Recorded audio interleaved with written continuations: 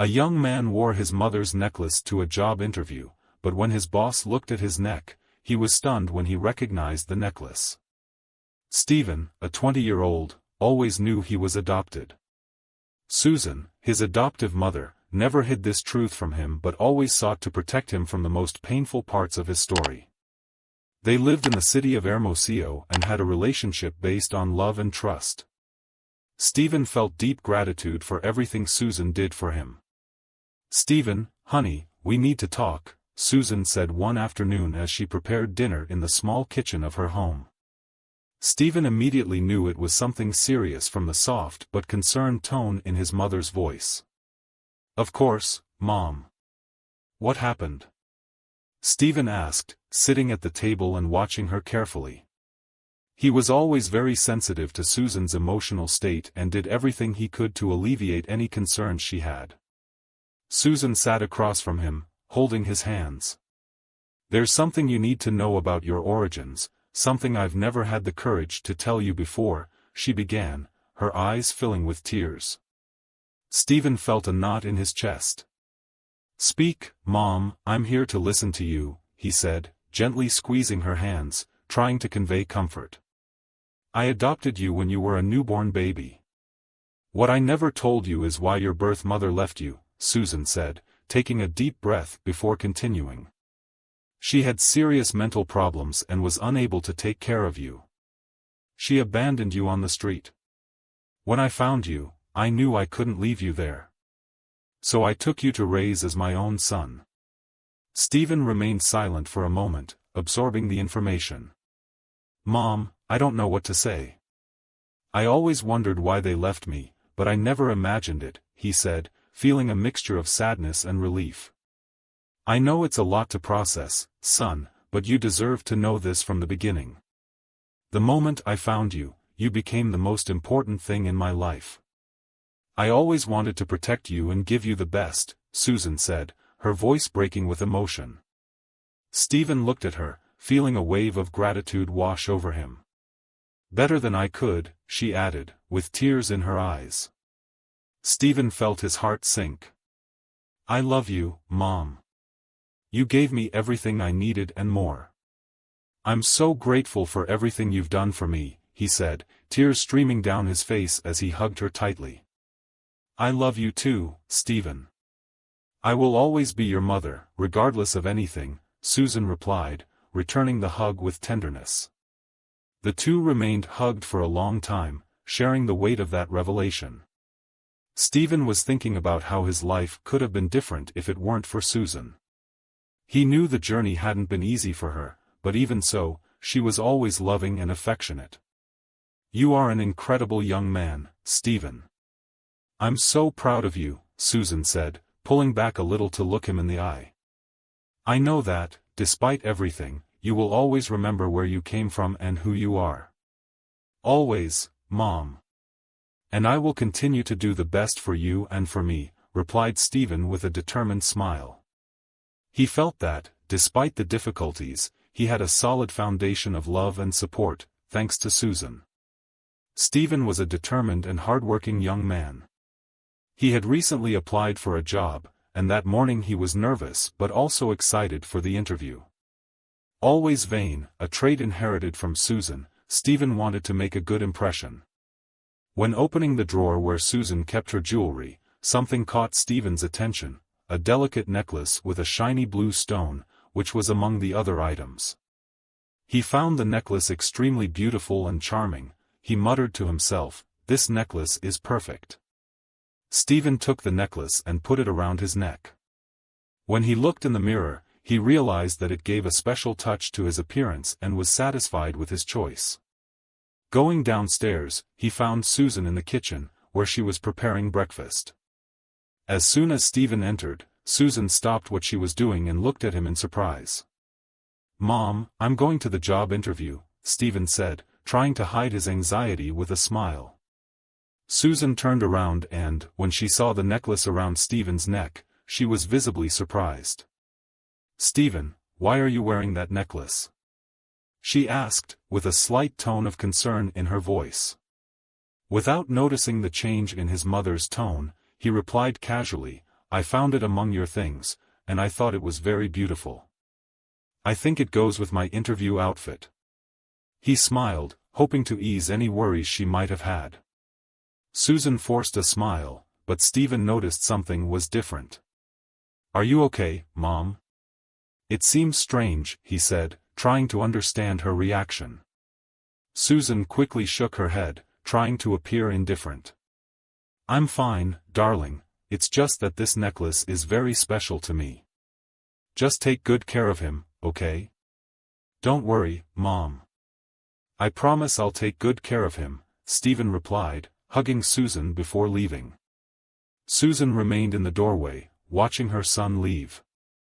His eyes fixed on the necklace, and a shadow of concern crossed his face. She knew that necklace held more stories than Stephen could imagine. "I hope nothing bad happens," she thought. Stephen, oblivious to the depth of his mother's thoughts, felt a pang of anxiety as he left, but soon had renewed confidence. He knew this was a great opportunity, and he wanted to do his best. As she walked towards the interview location, she felt the necklace lightly against her chest, as if it were a lucky talisman. Little did he know that that simple accessory would be responsible for a series of events that would change his life forever. "Good morning, Mr. George." "Thank you for having me," Stephen said, trying to hide the nervousness in his voice. He knew this was a great opportunity and he didn't want to let it slip away. Her heart was beating fast as she sat in the chair, adjusting the necklace she always wore, a gift from her adoptive mother. Mr. George, a middle-aged man with a stern look, opened the folder with Stephen's resume. When he looked up and noticed the necklace around Stephen's neck, he turned pale. The atmosphere in the room seemed to grow heavier, and an uncomfortable silence lasted for a few seconds. "That necklace was my daughter Elizabeth's. She disappeared 20 years ago," George said, his voice shaking and his eyes wide. He pointed to the necklace with a mixture of shock and pain, as if he were seeing a ghost. Stephen was surprised, not understanding how that necklace could provoke such a strong reaction. "Mr. George, I don't understand." "This necklace was a gift from my adoptive mother, Susan," Stephen explained, feeling confused and a little afraid. "How is this possible?" he thought, trying to find a logical explanation. George took a deep breath, trying to regain his composure. "Can you tell me more about your adoptive mother, Susan?" he asked, his voice still shaking but more controlled. I needed answers, and Stephen seemed to be the key to unlocking a painful mystery. Stephen began to speak, remembering the woman who raised him. "My adoptive mother, Susan, was always very loving. She raised me alone since I was a baby and never talked much about my past. She just said that I was special to her," said Stephen, remembering the moments of affection and care he received. "But, why would she keep Elizabeth's necklace?" he thought, trying to put the pieces of the puzzle together. George listened to each word carefully, without taking his eyes off the necklace around Stephen's neck. "This necklace was from my father to my daughter, Elizabeth. She always wore it. After she disappeared, we never heard from her again, until now," George said, the pain evident in his voice. "I didn't know the necklace had this story. To me, it was just a symbol of my mother's love for me," Stephen said, feeling a strange connection to George and Elizabeth's story. "There was something more that Susan never told me, something that was beginning to unfold before me. Restlessness and curiosity took over my heart, and I needed to find out more." Silence took over the room, filled with unanswered questions and stored emotions. George watched me, his eyes filled with desperate hope. "Stephen, I need you to find out the truth about that necklace, and what happened to my daughter. Would you be willing to help me?" The words came out of him full of pleading. Feeling the weight of responsibility on my shoulders, I took a deep breath and replied, "Of course, Mr. George. I will do whatever it takes to find out the truth." I knew this was an opportunity to understand my past as well as help a family find peace. A new determination began to grow within me. We sealed a silent agreement in search of the truth. I knew that from that moment on, my life would never be the same. What started as a simple job interview turned into a journey to uncover buried secrets. I was ready to face whatever came. Upon returning home, my mind was buzzing with questions. I couldn't stop thinking about Mr. George's reaction when he saw the necklace. Who was Elizabeth? And why had Susan never mentioned anything about it? These questions swirled around my mind, increasing my anxiety with every step. Upon entering the house, I found Susan sitting in the living room, reading a book. I tried to appear calm, but my ever-watchful foster mother noticed my uneasiness immediately. "How was the interview, dear?" Susan asked, with her usual warm smile. She was always concerned about my well-being. "It was interesting," I replied, trying to keep my voice casual. I took a deep breath and got straight to the point. "Mom, I need to ask you something, about the necklace I'm wearing." Susan looked away from the book, and I could tell she became visibly nervous. "Of course, son, what do you want to know?" she asked, trying to sound calm, but I could hear the hesitation in her voice. Mr. George looked directly at me and said, "That necklace belonged to Susan's daughter, Elizabeth, who disappeared 20 years ago. Do you know this story?" His gaze fixed on me as he watched my mother's reaction. Susan hesitated, looking away as if conflicted. "No, I don't know." "To no one by that name," he replied, but his voice shook slightly. A chill ran down my spine. She's hiding something, I thought, determined to discover the truth. "But, Mother, Mr. George said it was a gift from Elizabeth's father. Are you sure you don't know this person?" I insisted. Susan crossed her arms, visibly irritated. He stood up suddenly and, in an elevated tone, replied, "Stephen, there are thousands of the same necklaces out there. It must just be a coincidence." She almost screamed, but then took a deep breath, trying to calm down.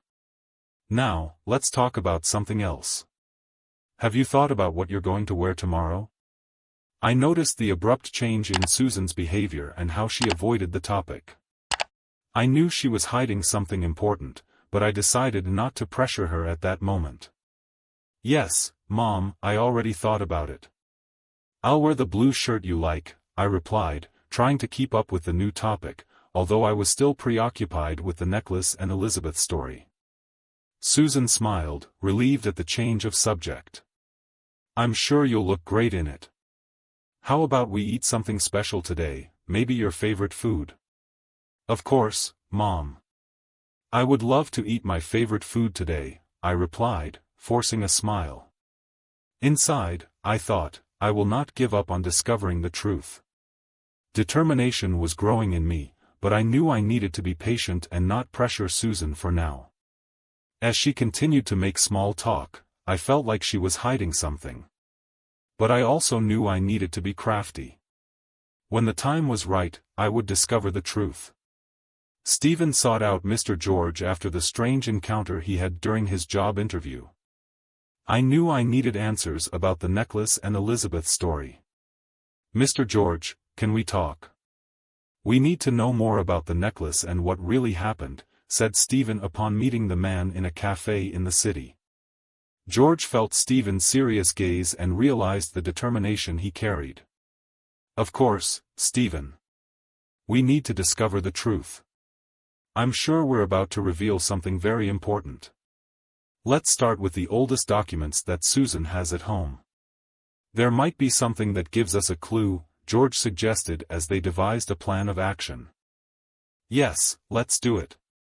No matter what we find out, we need to know the truth about my mother and Elizabeth," said Stephen, mixing fear and curiosity.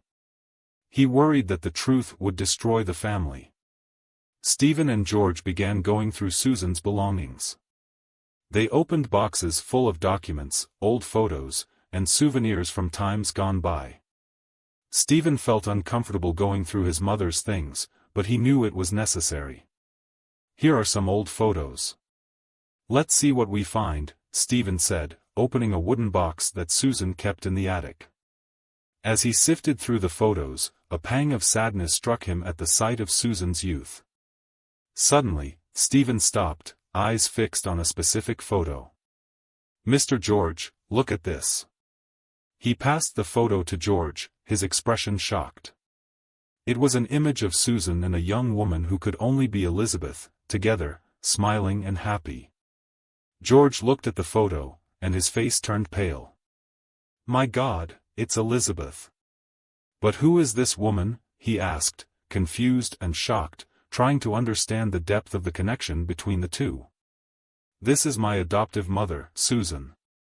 You always told me you didn't know Elizabeth. Why would you lie about that?" Stephen asked, feeling betrayed. "What else are you hiding?" George looked at Stephen with a serious expression. "Elizabeth never mentioned a friend named Susan. I didn't know they knew each other."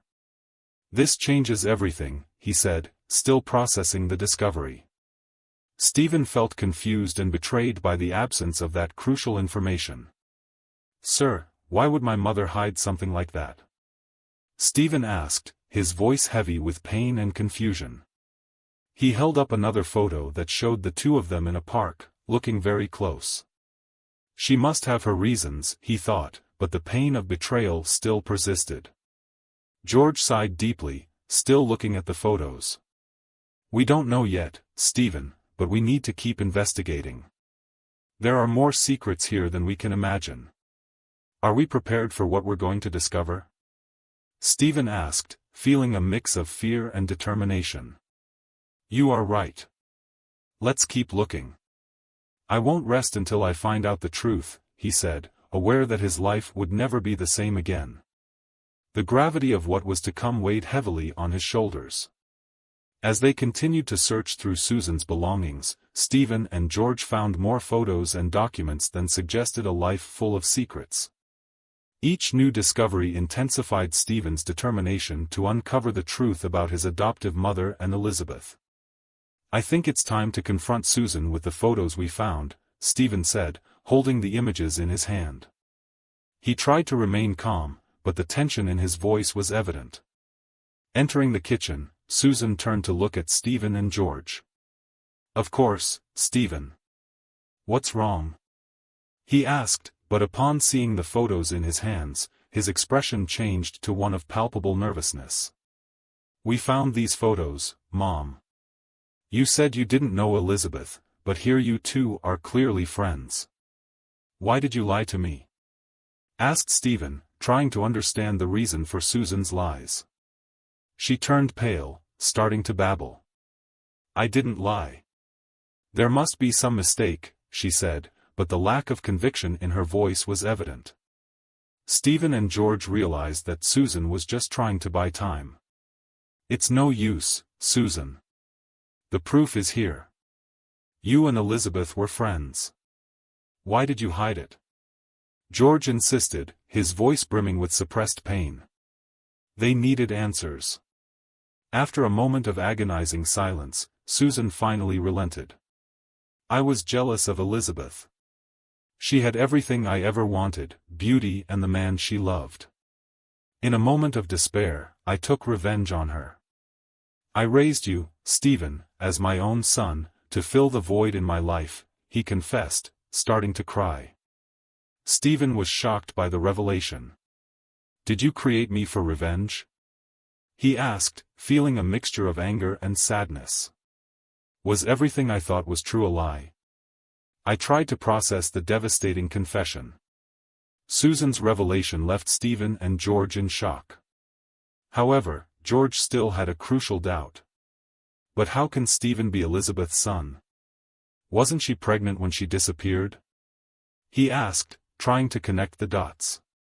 Susan, still crying, responded with difficulty. She was hiding the pregnancy from everyone. "I was afraid of your reaction. Stephen, your father is Rodrigo, my ex-boyfriend. Elizabeth stole from me the man I loved." The pain and resentment were evident in his voice. George was even more confused and indignant. "Rodrigo left you to be with Elizabeth? And you called my daughter a viper?" he shouted. Elizabeth would never do that. She was a good and fair person. Stephen watched the discussion in a state of bewilderment. He never imagined that his origins could be so complex and painful. Susan nodded, tears streaming down her face as she looked at Stephen. Father left me to be with Elizabeth. She had everything I wanted, and I couldn't stand it. It was a moment of weakness, and I have regretted it every day since. George, now more agitated, stood up abruptly. You destroyed my daughter's life because of your sick jealousy, he said, his voice firm and full of disgust. You have no idea the pain you caused. Stephen, trying to remain calm, felt torn.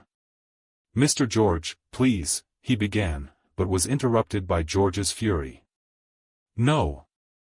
Your adoptive mother did something unforgivable. Elizabeth was my daughter, and you deserve to know the truth, George exclaimed, trying to control his emotions but visibly failing. Stephen felt a mix of conflicting emotions. Should he defend the mother who raised him with so much love or consider the pain of the biological grandfather who had lost his daughter?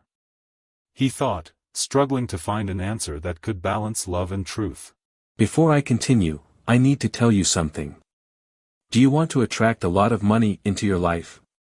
Check out the powerful and secret Tesla ritual that I will leave in the first pinned comment, and start transforming your financial life. Let's continue. As Stephen listened to the argument, his heart was beating fast. The revelations that emerged left his mind confused. He always knew he was adopted but never had information about his biological father. Now, with everything he was hearing about Elizabeth and Rodrigo, he couldn't help but ask questions. Where is Rodrigo now? Why didn't you ever tell me he had a son? Stephen asked, his voice shaking. He needed to understand the truth, even if it was painful. Susan, his mother, looked at him with eyes swollen from crying. Rodrigo left soon after Elizabeth disappeared. I thought if she disappeared, he would stay with me. So I made Elizabeth disappear, but it didn't help, she said, sobbing. Stephen felt a knot in his stomach when he heard those words. So he doesn't know I exist? Doesn't he know he has a son? He asked, feeling increasingly betrayed and hurt. Anger and sadness rose within him, and he thought that Susan had hidden so much from him. No, he doesn't know. Rodrigo knew I was pregnant, but he never knew you were born. I was so afraid of losing him that I hid him from you too, Susan confessed, almost in a whisper. Stephen felt tears streaming down his face. You raised me in a web of lies, Mother. I always thought you were the most honest person in the world, but now, he trailed off, unable to finish the sentence. Everything I believed in seemed to fall apart. George, who had been listening silently, couldn't take it anymore and said, Susan, you had no right to do that. You destroyed Elizabeth's life and deprived Stephen of meeting his father. I can't believe someone could be so cruel. The pain in Stephen's eyes intensified. And you even lied about my biological mother. He said she had mental problems and that she abandoned me on the street when I was a newborn. How could you lie like that? He questioned, his voice shaking with emotion. George continued, the pain evident in his gaze, Susan, you are not only depriving Stephen of his father but also of a grandfather. I suffered greatly after the disappearance of my only daughter. Raising my grandson would have been a blessing. I wouldn't have suffered as much as I have all these years. His voice was broken as he processed the information. We need to know what happened to Elizabeth. How did it all start? Asked George, wanting to understand the situation. Elizabeth was grocery shopping and never came home, Susan said, her voice shaking. What happened to Elizabeth? He asked, worried. We kidnapped her, Susan revealed, and her words echoed in the room. George was shocked. Afterwards, was there someone else helping you? An accomplice? He asked in disbelief, barely able to believe what he was hearing. Susan nodded slowly, tears streaming down her face. Yes, Edward helped me. He was an old enemy of his family. Edward wanted revenge for the death of his brother Ricardo, who died in an accident caused by you, Mr. George, she explained, with a voice full of regret. I remember the accident.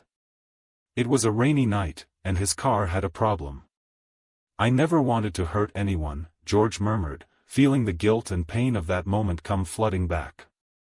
As he processed the entire situation, he realized he was trapped in a web of lies. Susan wanted revenge on Elizabeth, and Edward wanted revenge on him. All this pain for revenge and resentment, Stephen thought, feeling the gravity of what was being revealed.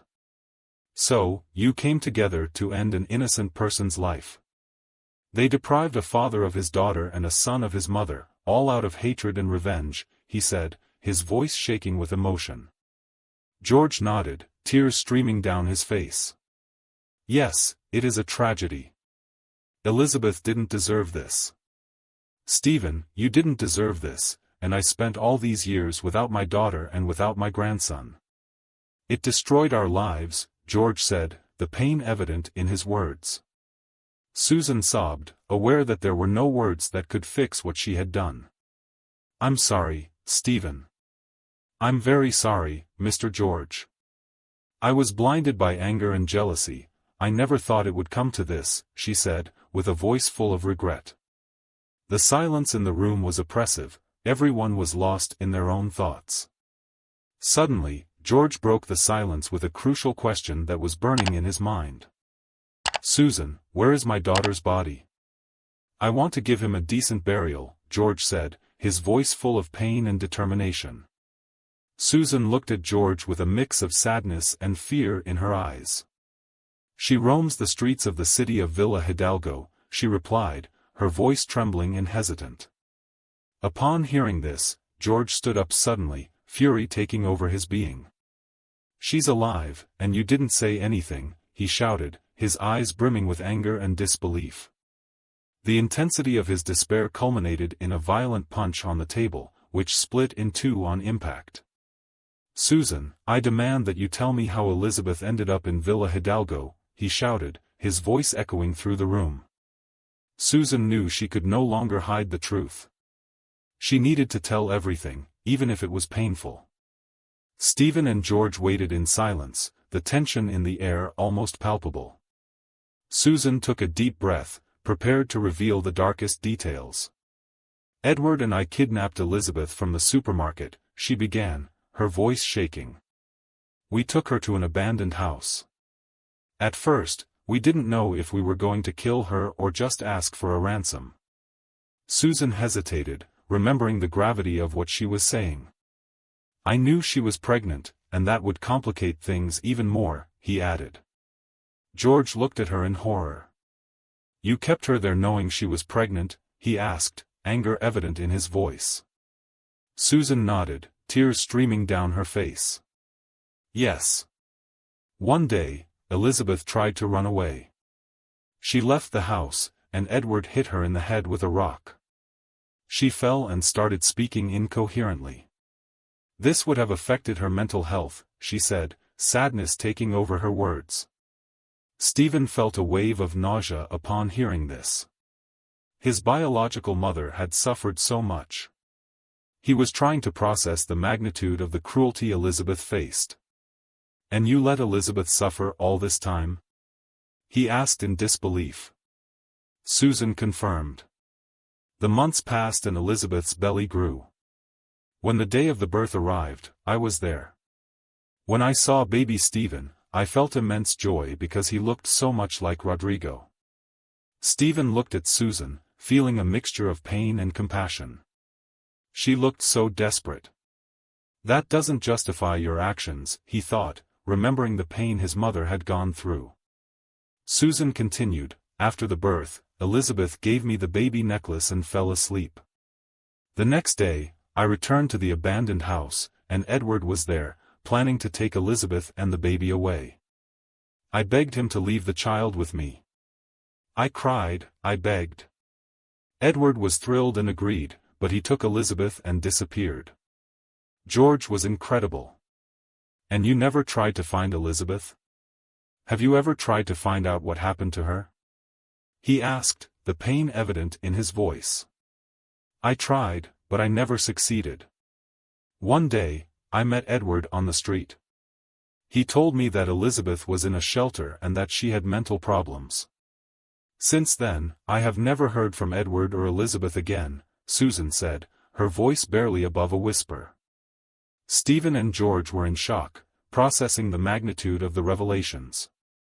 "So Elizabeth was alive all this time, suffering alone, and you, Susan, did nothing to help her?" George said, his voice breaking. "I'm sorry I was blinded by my own pain and anger. I never wanted this to happen," Susan said, but her words seemed hollow given the very serious consequences of her actions. Stephen knew that the trip to Villa Hidalgo would be just the beginning of a long path of redemption and discovery. He looked at George and said firmly, "Let's go find my mother. She deserves a chance at redemption, and we need to bring some peace into our lives." His renewed determination echoed through the room.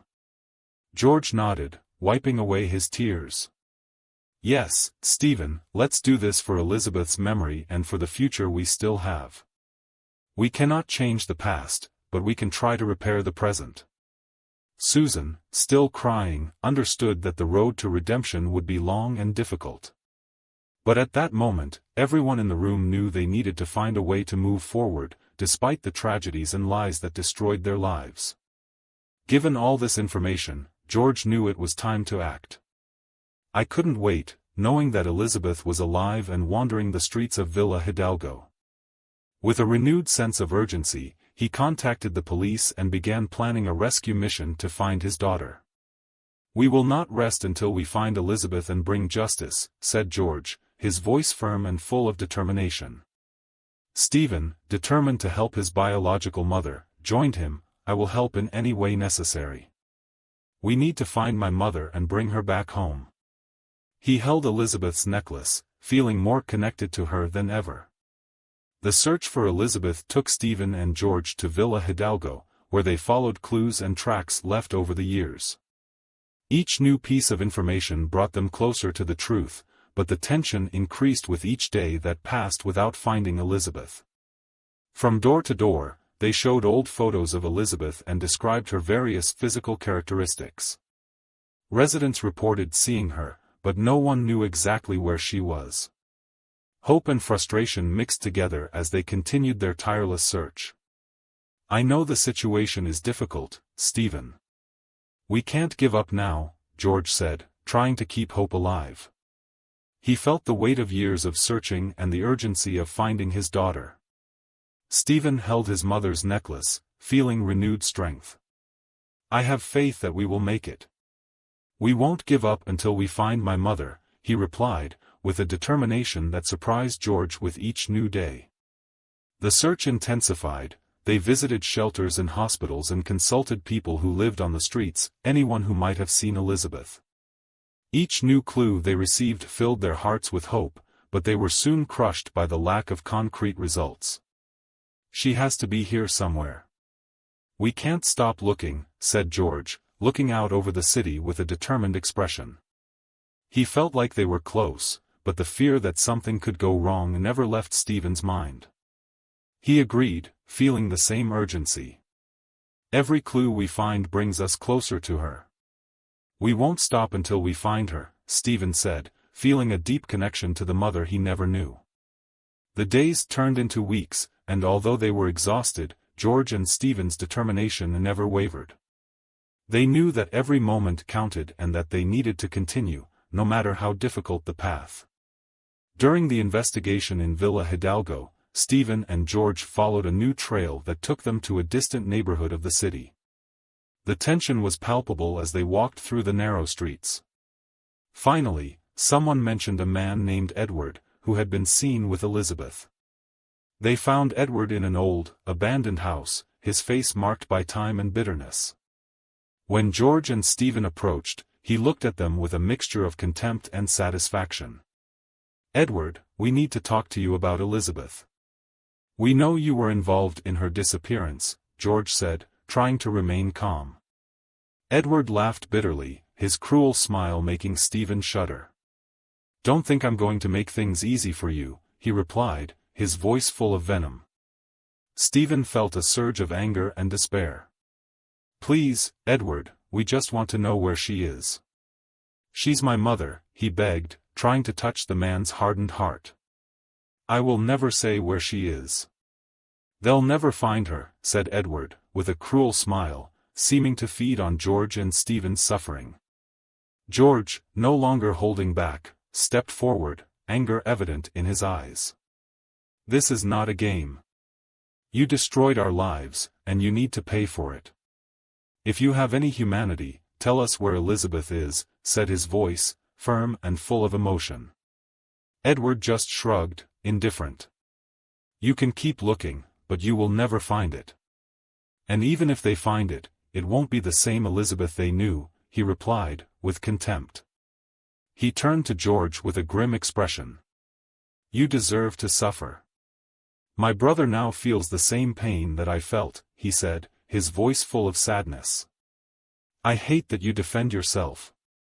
This wasn't your fault, Edward. It was an accident, and she never wanted to hurt him. Elizabeth doesn't deserve to suffer like this," George tried to argue, hoping to make Edward understand the injustice of his actions. Edward laughed bitterly. "Accident? Tell this to my late brother. You take everything from me. Now I take everything from you," he said, his voice cold and desperate. George, realizing that his words were having no effect, decided to call the police. When they arrived, George explained the situation and asked for help in interrogating Edward. However, the lack of concrete evidence complicated everything. "There is not enough evidence to arrest Edward.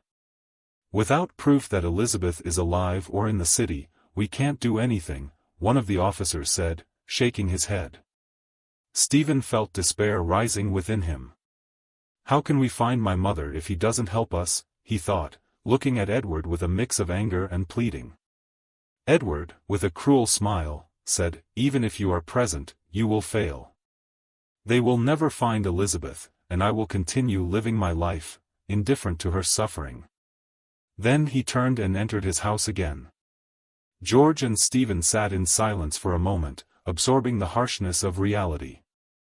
George turned his attention to Stephen, placing a hand on his shoulder, trying to comfort him. "We won't give up, Stephen. We'll keep looking. Somehow, we will find Elizabeth," said his voice, firm despite the pain. Stephen nodded, feeling tears threatening to fall. "Yes, grandfather, we can't give up. No matter how difficult it is, we must continue," he replied, with renewed determination, as they walked away from Edward's house. Stephen and George knew the day would be challenging. As they prepared to face yet another difficult moment, an elderly man, with a worried expression, appeared at the door of the small hotel where they were staying. "Where were you?" the man asked, fixing his gaze on them urgently. "Yes, it's us." "Who are you?" Stephen replied, curious about the presence of that stranger. "My name is Vicente. I was friends with Susan for a long time, and I also met Edward. I think I may have information that will help find Elizabeth," Vicente said in a low voice, but full of conviction.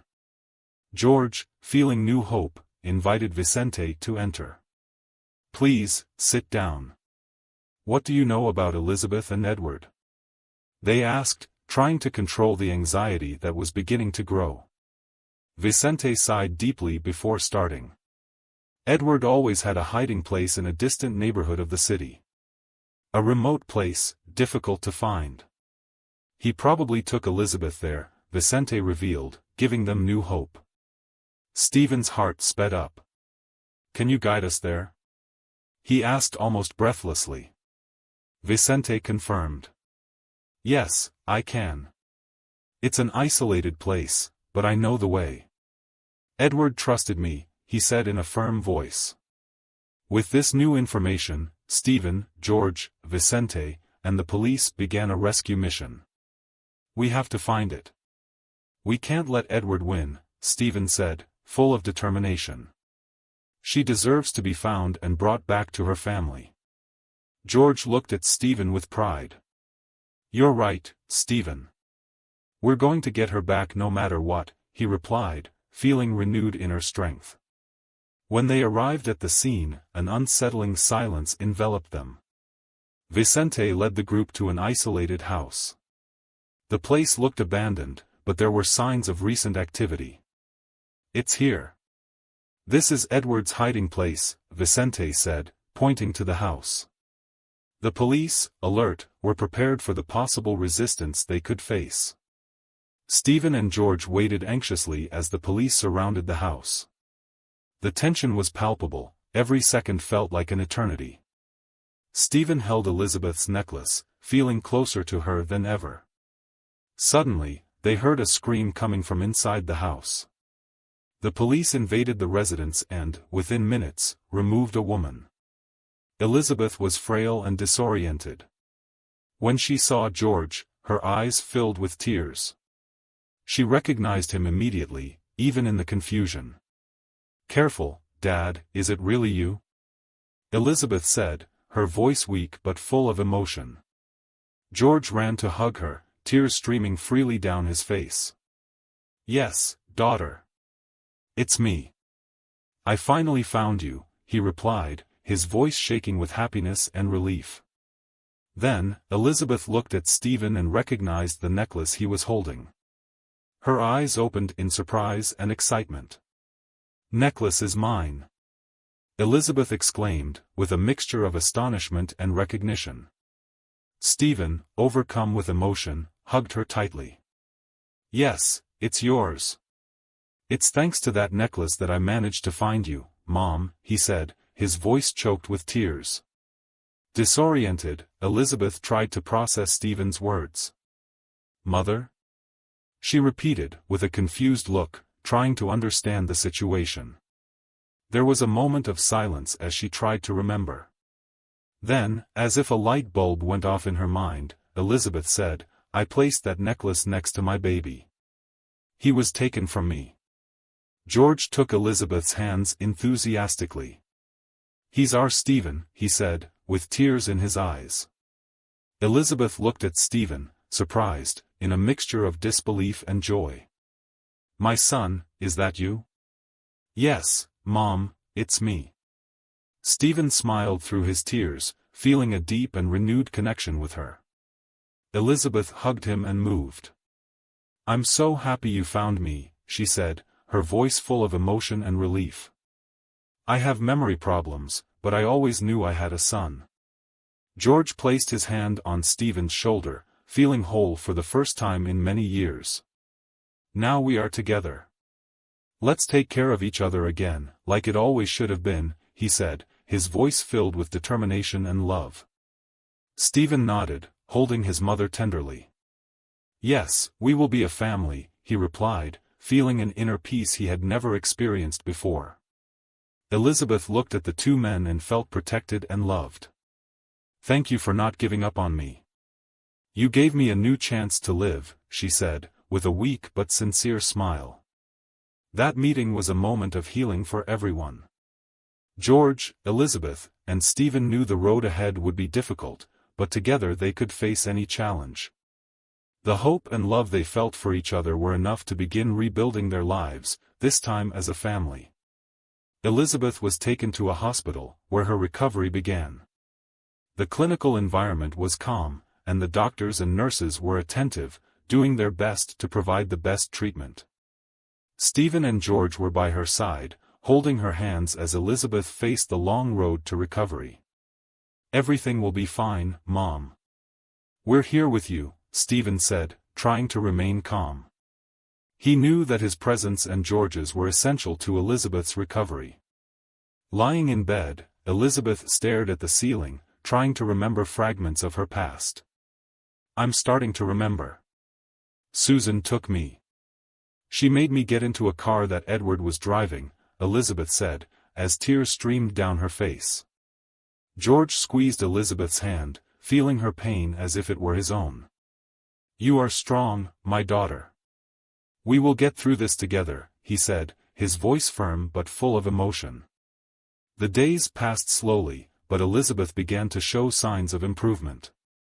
With the constant support of Stephen and George, he began to recover parts of his memory, remembering happy and sad moments in his life.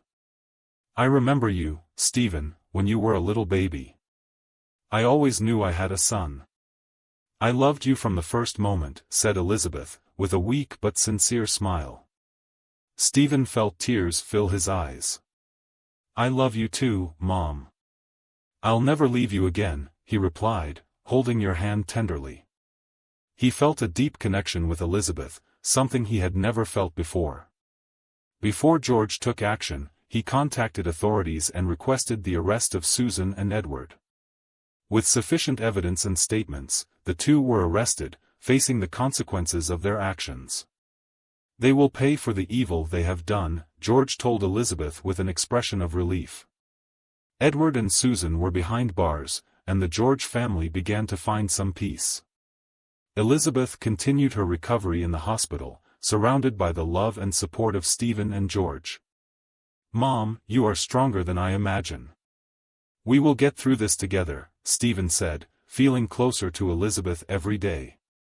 George, his eyes full of tears, hugged Stephen and Elizabeth. "We are a family again. Let us rebuild our lives, united by hope and forgiveness," he said, his voice full of determination.